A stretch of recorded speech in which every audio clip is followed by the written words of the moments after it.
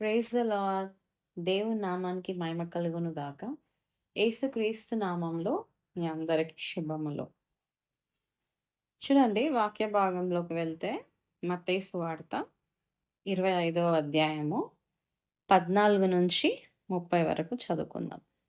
మత్తయి సువార్త 25వ అధ్యాయము 14-30 వరకు చదువుకుందాం. ఒక మనుష్యుడు దేశాంతరమునకు ప్రయాణమై తన దాసులను పిలిచి తన ఆస్తి వారికి అప్పగించినట్లుండును.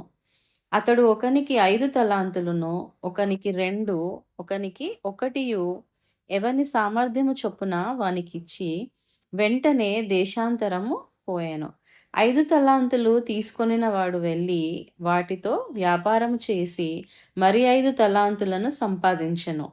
అలాగుననే 2 తీసుకొనిన వాడు మరి 2 సంపాదించెను. అయితే 1 తలాంతు తీసుకొనిన వాడు వెళ్ళి భూమి త్రవ్వి తన యజమానుని సొమ్ము దాచిపెట్టెను. బహుకాలమైన తర్వాత ఆ దాసుల యజమానుడు వచ్చి వారి యొద్ద లెక్క చూచుకొనెను. అప్పుడు 5 తలాంతులు తీసుకొనిన వాడు మరి 5 తలాంతులు తెచ్చి, అయ్యా, నీవు నాకు 5 తలాంతులు అప్పగించితివే, అవియుగాక మరి 5 తలాంతులు సంపాదించి తినని చెప్పెను. అతని యజమానుడు, బలా నమ్మకమైన మంచి దాసుడా, నీవు ఈ కొంచెములో నమ్మకముగా ఉంటివి, నిన్ను అనేకమైన వాటి మీద నియమించేదను, నీ యజమానుని సంతోషములో పాలు పొందుమని అతనితో చెప్పెను.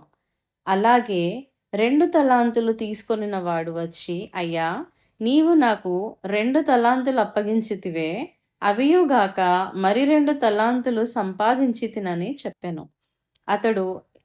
అతని యజమానుడు, బలా నమ్మకమైన మంచి దాసుడా, నీవు ఈ కొంచెములో నమ్మకముగా ఉంటివి, నిన్ను అనేకమైన వాటి మీద నియమించేదను, నీ యజమానుని సంతోషంలో పాలు పొందుమని అతనితో చెప్పెను. తరువాత 1 తలాంతు తీసుకొనిన వాడు వచ్చి, అయ్యా, నీవు విత్తని చోట కోయువాడవును, చల్లని చోట పంట కూర్చుకొని వాడవునైనా కఠినుడవని నేనెరుగుదును గనక నేను భయపడి వెళ్ళి నీ తలాంతును భూమిలో దాచిపెట్టితిని. ఇదిగో, నీది నీవు తీసుకొనుమని చెప్పెను. అందుకు అతని యజమానుడు వానిని చూచి, సోమరివైన చెడ్డదాసుడా, నేను విత్తని చోట కోయువాడను, చల్లని చోట పంట కూర్చుకొని వాడనని నీవు ఎరుగుదువా? అట్లయితే నీవు నా సొమ్ము సాహుకారుల యొద్ద ఉంచవలసి ఉండెను, నేను వచ్చి వడ్డీతో కూడా నా సొమ్ము తీసుకొని యుందునే అని చెప్పి ఆ తలాంతును వాని యొద్ద నుండి తీసివేసి 10 తలాంతుల గలవానికి ఇయుడి, కలిగిన ప్రతివానికి ఇయ్యబడును, అతనికి సమృద్ధి కలుగును. లేని వాని యొద్ద నుండి వానికి కలిగినదియు తీసివేయబడును. మరియు పనికి మాలిన ఆ దాసుని వెలుపటి చీకటిలోనికి త్రోసివేయుడి, అక్కడ ఏడుపును పండ్లు కొరుకుటయు ఉండుననెను. చదవబడ్డ వాక్యంను దేవుడు దీవించునుగాక. చిన్న ప్రార్థన చేసుకుందాం. దేవా, స్తోత్రం స్తోత్రం స్తోత్రం స్తోత్రం తండ్రి, నీ పాదములకు స్తుతి స్తుతి స్తుతి స్తోత్రము నాయన. చదవబడ్డ వాక్యమును ఆశీర్వదించండి నాయన.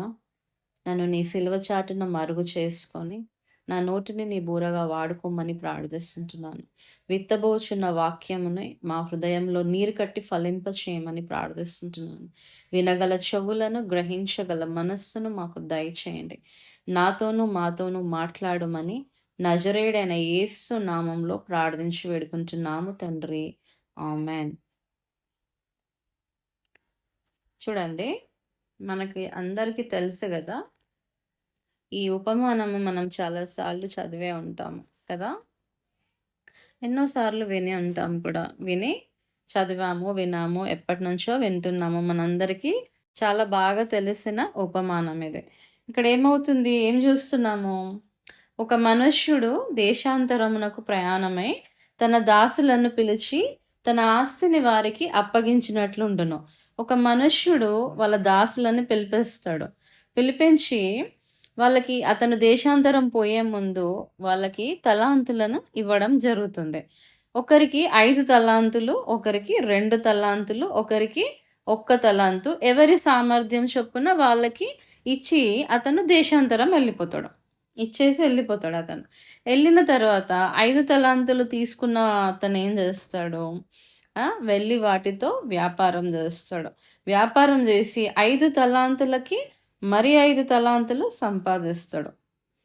అలాగే 2 తీసుకున్న అతను గూడా 2 తలాంతులను తీసుకున్న అతను గూడా మరి 2 సంపాదిస్తాడు. అయితే ఈ ఒక్క తలాంతు తీసుకున్న అతడు ఏం చేస్తాడు? ఆయన భూమిలో త్రవ్వి పెట్టేస్తాడు. ఆ సొమ్ముని ఏదైతే తలాంతు ఇచ్చినాడో దాన్ని దాని లోపల భూమిని తవ్వి అందులో పెట్టేస్తాడు. అప్పుడు కొంతకాలమైన తర్వాత బహుకాలమైన తర్వాత ఆ దాసుల యజమానుడు వచ్చి వారి యొద్ద లెక్క చూచుకొనెను.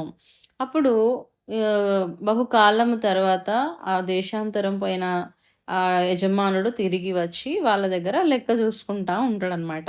అప్పుడు 5 తలాంతులు తీసుకున్న అతను, నీవు నాకు 5 తలాంతులు అప్పగించితివే, అవియుగాక మరి 5 తలాంతులు సంపాదించితినని చెప్పాను. అప్పుడు యజమానుడు ఏమంటాడు? బలా నమ్మకమైన మంచి దాసుడా, నీవు ఈ కొంచెంలోనే నమ్మకముగా ఉంటివి, నిన్ను అనేకమైన వాటి మీద నియమించేదను. నీ యజమానుని సంతోషంలో పాలు పొందుమని అతనితో చెప్పాను. నువ్వు ఇచ్చిన ఈ కొంచెం దాంట్లోనే మంచిగా నమ్మకముగా విశ్వాసంగా నువ్వు చేసావు కాబట్టి నువ్వు నా యజమానుడి సంతోషంలో పాలు పొందుమని అతనితో చెప్తాడు. అట్లనే 2 తలాంతులు అతను కూడా వచ్చి, అయ్యా నీవు నాకు 2 తలాంతులు అప్పగించితివే, అవియుగాక మరి 2 తలాంతులు సంపాదించుతునని చెప్పాను. అతని యజమానుడు, బలా నమ్మకమైన మంచి దాసుడా, నీవు ఈ కొంచెంలోనే నమ్మకముగా ఉంటివి, నిన్ను అనేకమైన వాటి మీద నియమించేదను. నీ యజమానుని సంతోషంలో పాలు పొందుమని అతనితో చెప్పాను. ఇతనికి కూడా నీ యజమానుని సంతోషంలో పాలు పొందుమని చెప్తాడు. నువ్వు కూడా ఇచ్చిన వాటిలో నమ్మకంగా మంచిగా చేసావని మెచ్చుకుంటాడు. తర్వాత ఇతను వస్తాడు. ఒక్క తలాంతు తీసుకున్న అతను వచ్చి ఎట్లా అంటాడు? అయ్యా నీవు విత్తని చోట కోయువాడవును, చల్లని చోట పంట కూర్చుకొని వాడవునైనా కఠినుడవని నేను ఎరుగుదును. గనుక నేను భయపడి, ఏమంటున్నాడు? భయపడ్డాడంట. భయపడి వెళ్ళి నీ తలాంతును భూమిలో దాచిపెట్టితిని, ఇదిగో నీవు తీసుకొనుమని చెప్పాను. అప్పుడు ఆ యజమానుడు అంటాడు, సోమరివైన చెడ్డ దాసుడా, ఏమంటున్నాడు? సోమరివైన చెడ్డ దాసుడా, నేను విత్తని చోట కోయివాడను, చల్లని చోట పంట కూర్చుకొని వాడను, నీవు ఎరుగుదువా? అట్లయితే నీవు నా సొమ్ము సాహుకారుల యొద్ద ఉంచవలసి ఉండెను, నేను వచ్చి వడ్డీతో కూడా నా సొమ్ము తీసుకొని ఉందినే అని చెప్తాడు. నువ్వు ఏం చేయకపోతే సాహుకారుల వాళ్ళ దగ్గర పెట్టినా కూడా నేను వచ్చిన తర్వాత వడ్డీతో సహా తీసుకునేవాడిని కదా, నువ్వు అట్లెందుకు చేయలేదు అన్నట్టు అంటాడు. అప్పుడు ఏం చేస్తాడు? తన దగ్గర ఉన్నది కూడా తీసేసుకుంటాడు. తనకు కలిగినది కూడా తీసేసుకొని 10 తలాంతులు గల వానికి ఇచ్చేస్తాడు అనమాట. అప్పుడు ఒక మాట అంటాడు ఇక్కడ, కలిగిన ప్రతి వానికి ఇయ్యబడును, అతనికి సమృద్ధి కలుగును, లేని వాని యొద్ద నుండి వానికి కలిగినది తీసివేయబడును. ఈ ఉపమానం యొక్క అర్థం ఏమిటి? తలాంతులు అంటే ఏమిటి ఇక్కడ? తలాంతులు అంటే దేనికి సాదృశ్యము? అసలు మనకి దేన్ని సూచిస్తోంది? మనకి తలాంతులు అంటే దేవుడు ఇచ్చిన వరములు, అవకాశాలు, బాధ్యతలు. ఉదాహరణకి కొందరికి మంచి స్వరము ఇస్తాడు, కొందరికి బోధించే వరం ఇస్తాడు, కొందరికి సహాయం చేయడం అనే మనస్తత్వం ఇస్తాడు, కొందరికి ప్రార్థన, మరికొందరికి ఆర్థికంగా సహాయం చేసే ఆశీర్వాదాన్ని దేవుడు ఇవ్వడం జరుగుతుంది. కొందరికి ఎక్కువ, కొందరికి తక్కువ, కానీ అందరికీ ఏదో ఒకటి ఇస్తాడు వాళ్ళ సామర్థ్యం చొప్పున. అయితే ఇప్పుడు ఇచ్చిన తలాంతులని ఏం చేయాలి? ఉపయోగించాలి. వాళ్ళు ఏం చేసినారు? 5 తలాంతులు ఇచ్చిన అతను మరి 5 తలాంతులు సంపాదించాడు. అంటే తనకున్న సామర్థ్యాన్ని ఉపయోగించి 5ని ఇంకొక 5గా సంపాదించాడు. అట్లనే మనం కూడా మనకిచ్చిన అవకాశాలు, వరములు, బాధ్యతలు మనం కూడా ఉపయోగించాలి. దేవుని కోసం ఉపయోగించాలి. ఎట్లా ఉపయోగించాలి? చూడండి, ఉదాహరణకి ఇప్పుడు ఒక మనిషికి ఒక మంచి స్వరం ఇస్తే అతను ఏం చేయాలి? ఆ స్వరము మంచి పాటలతో దేవుణ్ణి స్తుతించడానికి ఉపయోగించాలి. ఒకతనికి బోధించే వరం ఉంటే, అతను దేవుని జ్ఞానము కలిగి ఉంటే, బైబిల్ వాక్యాన్ని పంచుకోవాలి. ఇతరులతో వాక్యాన్ని పంచుకోవాలి, బోధించాలి. సహాయం చేసే అవకాశం ఉంటే, వాళ్ళ దగ్గర డబ్బులుంటే, బలహీనంగా ఉన్న వాళ్ళకి సహాయం చేయాలి. ఈ రకంగా మనకిచ్చిన వరములు, ఆ! అవకాశాలు, బాధ్యతలు ఇట్లాంటియన్నీ కూడా తలాంతుల రూపంలో మనము దేవుని కోసం ఉపయోగించాలి. అయితే దేవుడు ఏం జేస్తాడు, మనం పొందిన వరము పెద్దదా, చిన్నదా అని చూడడు. ఒకరికి 5 తలాంతులిచ్చిండు. ఇంకొకరికి 2 తలాంతులిచ్చిండ్రు. ఎందుకు? వాళ్ళ సామర్థ్యం చొప్పున ఇచ్చిండు. అట్లనే మనకిచ్చిన ఈ అవకాశాలు, వరములు ఏవైతే ఉన్నాయో అవి పెద్దయా, చిన్నయా అని చూడడు. మనం ఎంత విశ్వాసంగా వాటిని వాడుతున్నామో అనేది చూస్తాడు. మనము దేవుని కోసం వీటిని ఉపయోగిస్తున్నామా లేదా? దేవుని నామాన్ని మహిమపరచడానికి మనం వాటిని ఉపయోగిస్తున్నామా లేదా? అనేది మాత్రమే దేవుడు చూడడం జరుగుతుందనమాట. అయితే 5 తలాంతులు, 2 తలాంతులు పొందిన వారిని ఏం చేసిండు దేవుడు? సమానంగా చూసాడు. ఎందుకంటే వాళ్ళకు ఇచ్చిన దానిని వాళ్ళు విశ్వాసంగా ఉపయోగించారు. 5 ఇచ్చిన అతను మరి 5 సంపాదించాడు. 2 తలాంతుల అతను మరి 2 సంపాదించాడు. వాళ్ళనేం చేసిండు దేవుడు? సమానంగా చూసాడు.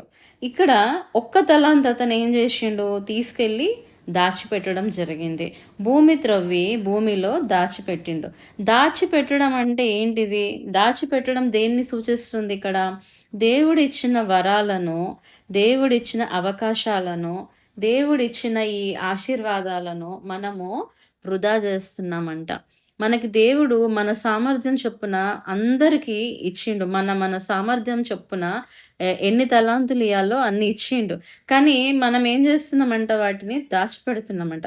దాచిపెట్టిన అతను ఎట్లా ఉంటాడు? మనకు దేవుడిచ్చిన వరాలను, శక్తులను, సమయాన్ని, జ్ఞానమును ఏదైనా గూడా దేవుని కోసం ఉపయోగించాలి. కానీ ఈ ఒక్క తలాంత్ అతను ఏం చేసిండు? దేవుని కోసం ఉపయోగించకుండా భూమి త్రవ్వి దాన్ని దాచిపెట్టిండు. అంటే చూడండి, కొంతమంది నేను చెయ్యలేను, ప్రజలు నవ్వుతారేమో, నాకు అంత సామర్థ్యం లేదు, నేను చెయ్యలేను అనే ఈ భయము కలిగి ఉంటారు. వీళ్ళంతా ఒక్క తలాంతును పోలిన వాళ్ళు. ఈ ఒక్క తలాంతు తీసుకున్న అతను ఏం చేసిండు? భూమి త్రవ్వి పెట్టిండు. ఎందుకు? అతను భయపడ్డాడు. అండ్ ఇక్కడ ఏం రాస్తుంది? అయ్యా, నీవు విత్తని చోట కోయి వాడవు, చల్లని చోట పంట కూర్చుకొని వాడవునై కఠినుడవని నేను ఎరుగుదును గనక నేను భయపడి. ఏం చేసిండినా? భయపడ్డాడు. భయపడి వెళ్ళి నీ తలాంతును భూమిలో దాచిపెట్టి తిని, ఇదిగో నీది నువ్వు తీసుకోమని చెప్పాను. అతను ఏం చేసిండు? భయపడ్డాడు. ఈ ఒక్క తలాంతు కలిగిన వాళ్ళ స్వభావం ఎట్లుంటదంటే, వాళ్ళు భయపడతారు. భయపడి ఏం చేస్తారంట? అనుకుంటారంట, నేను చెయ్యలేను, నాకంత శక్తి లేదు, అంత సామర్థ్యం లేదు, నా వల్ల కాదేమో, ప్రజలు నన్ను చూసి నవ్వుతారేమో అని ఇలాంటి ఆలోచనలకి భయపడి అతను అట్లనే ఉండిపోతాడు. ఏమి చెయ్యడనమాట. తనకిచ్చిన తలాంతుని తను దేవుని కోసం ఉపయోగించకుండా అతను దాన్ని భూమిలో దాచిపెట్టి అట్లా ఉండడం జరుగుతుంది. వాడితే మరింత ఇస్తాడు. దేవుడు ఏం చేస్తాడు? ఇక్కడ ఏం చేసిండు? ఈ ఒక్క తలాంతు కూడా తీసి 10 తలాంతులు అతనికి ఇచ్చేసిండు కదా. మనము తలాంతులను వాడితే మరింత ఇస్తాడు. దేవుని కోసం వాడిన ప్రతి వరము మరింత ఆశీర్వాదాన్ని తెస్తుంది. బలా నమ్మకమైన మంచి దాసుడా, నీవు ఈ కొంచెంలోనే నమ్మకముగా ఉంటివి, నిన్ను అనేకమైన వాటి మీద నియమించేదనని చెప్పడం, నీ యజమానుని సంతోషంలో పాలు పొందమని చెప్పడం జరుగుతుందనమాట. తీర్పు దినం కూడా ఉంటుంది. తీర్పు దినం అంటే ఏంటిది? ఈ యజమానుడు బహుకాలము తర్వాత తిరిగి వచ్చి లెక్క చూసుకుంటా ఉంటాడు. అదేంటిదంటే, అది దేన్ని సూచిస్తుందంటే తీర్పు దినం. తీర్పు తీర్చే రోజు యజమాని తిరిగి వచ్చి లెక్క వేసినట్టే యేసుక్రీస్తు కూడా తిరిగి వచ్చి మన పని, మన విశ్వాసము, మన విధేయత లెక్క వేసుకుంటాడు. మనం వాడిన ప్రతి వరము ఫలితంగా నిత్య జీవంలో ఆనందాన్ని మనము పొందుతామనమాట. అయితే చూడండి, ఈ ఉపమానం వల్ల మనం ఏం నేర్చుకుంటున్నాం ఈరోజు? దేవుడు ఒక్కొక్కరికి కొన్ని తలాంతులిస్తాడు. వాళ్ళ వాళ్ళ సామర్థ్యం చొప్పున. అవి దేవుని కోసం మనము ఉపయోగించాలి. ఒక్క తలాంతు లాగా మనం దాచిపెట్టడం చేయకుండా 5 తలాంతులు, 2 తలాంతులు తీసుకున్న వాళ్ళు ఎట్లయితే వాళ్ళు 5కి మరి 5, 2కి మరి 2 సంపాదించినారో, అలాగే దేవుడు గూడా మనకిచ్చిన అవకాశాలను, వరాలను, ఆ! ఆశీర్వాదాలను మనమేం చేయాలంట? దేవుడు మనకిచ్చిన జ్ఞానము గాని, వరములు గాని, ఇవన్నిటిని మనము దేవుని నామాన్ని మహిమపరచడానికి, దేవుని కోసం మనము ఉపయోగించాలంట. ఉపయోగించినప్పుడు ఇంకా దేవుడు మనకి అనేకమైన వాటి మీద మనల్ని ఇంకా ఆశీర్వదిస్తాడు. కలిగిన ప్రతివానికి ఇయ్యబడును. అతని సమృద్ధి కలుగును. లేని వాని యొద్ద నుండి వానికి కలిగినదియు తీసివేయబడును. చూడండి, కలిగిన ప్రతివానికి ఇయ్యబడును. మీరు దేవుడిచ్చిన ఈ తలాంతులను ఎప్పుడైతే మీరు ఉపయోగిస్తారో, దేవుడు ఇంకా మనల్ని అత్యధికముగా అనేకమైన వాటి మీద ఇంకా ఇచ్చి, సమృద్ధిగా ఇచ్చి మనలను ఆశీర్వదిస్తాడు. ఒకవేళ మనము ఒక తలంతు వాని వలె ఏమి చేయకుండా ఉన్నట్లయితే, మనకు కలిగినది కూడా తీసివేస్తాడనమాట. చూడండి, దీనివల్ల మనం ఏం నేర్చుకుంటున్నాం ఈరోజు? నీకు దేవుడు ఎంత ఇచ్చాడో అది ముఖ్యమైనది కాదు. అంటే నీకు 5 తలాంతులు ఇచ్చాడా? 2 ఇచ్చాడా? ఒక్కటే ఇచ్చాడా? అనేది ముఖ్యం కాదు. కానీ నీవు దానిని ఎలా ఉపయోగించుకున్నావు అనేది ముఖ్యం. నువ్వు ఇచ్చిన దానికి ఎంత మంచిగా ఉపయోగించావు అనేదే ముఖ్యం. దేవునికి విశ్వాసంగా ఉన్నావా లేదా? ఆయన కోసము ఇచ్చిన తలాంతులను సరియైన పద్ధతిలో దేవుని కోసము నువ్వు వాడినావా లేదా? అనేది ముఖ్యమనమాట. దేవునికి విశ్వాసంగా ఉండి, ఆయన కోసం శ్రమించిన వారికి నిత్య జీవము, ఆనందము కలుగుతుంది. మనకు ఇచ్చిన తలాంతులను ఉపయోగించే వారిగా ఉంటున్నామా? దేవుని కోసం ఉపయోగించే వారిగా ఉంటున్నామా? లేదంటే మనకిచ్చిన తలాంతులను దాచిపెట్టే వారిగా ఉంటున్నామా? మనం ఒక్కసారి పరీక్షించుకోవాల్సిన అవసరత మనకు ఉంది. ప్రార్థన చేసుకుందాం. దేవా, స్తోత్రం, స్తోత్రం, స్తోత్రం, స్తోత్రం తండ్రి. నీ పాదములకు స్తుతి, స్తుతి, స్తోత్రము నాయన. రాజులకి రాజా, ప్రభులకి ప్రభువా, సర్వోన్నతుడా నీకు స్తోత్రము నాయన. అయా, వాక్యము ద్వారా నాతోనూ మాతోనూ మాట్లాడినందుకు నీకు కృతజ్ఞతాస్తుతులు చెల్లిస్తుంటున్నాను. మాకున్నటువంటి సామర్థ్యం చొప్పున నాయన, మాకిచ్చిన తలాంతులను బట్టి మీకు కృతజ్ఞతాస్తుతులు చెల్లిస్తుంటున్నాము నాయన. ఇచ్చిన తలాంతులను ప్రభువా, నీ నామాన్ని మహిమపరిచేలా, నీ నామాన్ని ఘనపరిచేలా ప్రభువా, నీ కోసం మేము ఉపయోగించుకునే వారిగా మేము ఉండుటకు కృపను దయచేయండి నాయన. ఇచ్చిన తలాంతులను భూమిలో దాచిపెట్టకుండా తండ్రి, భయపడకుండా నాయన, ధైర్యముతో నా తండ్రి, మాకిచ్చిన తలాంతును ప్రభువా మేము నీ కోసం ఉపయోగించబడుటకు ప్రభువా, ఉపయోగించేలా మాకు సహాయం చేయమని ప్రార్థిస్తుంటున్నాము తండ్రి. సమస్తమైన ఘనత, మహిమ, ప్రభావములు నీకే చెల్లించుకుంటూ, మమ్మను మేము తగ్గించుకుంటూ, నీ నామాన్ని హెచ్చిస్తూ, నజరేయుడైన యేసు క్రీస్తు నామంలో ప్రార్థించి వేడుకుంటున్నాము తండ్రి. ఆమేన్, ఆమేన్, ఆమేన్. దయచేసి మీకు ఏదైనా ప్రార్థన రిక్వెస్ట్లు ఉన్నట్లయితే మాకు తెలియజేయండి. మీకోసం ప్రార్థిస్తాం. Praise the lord.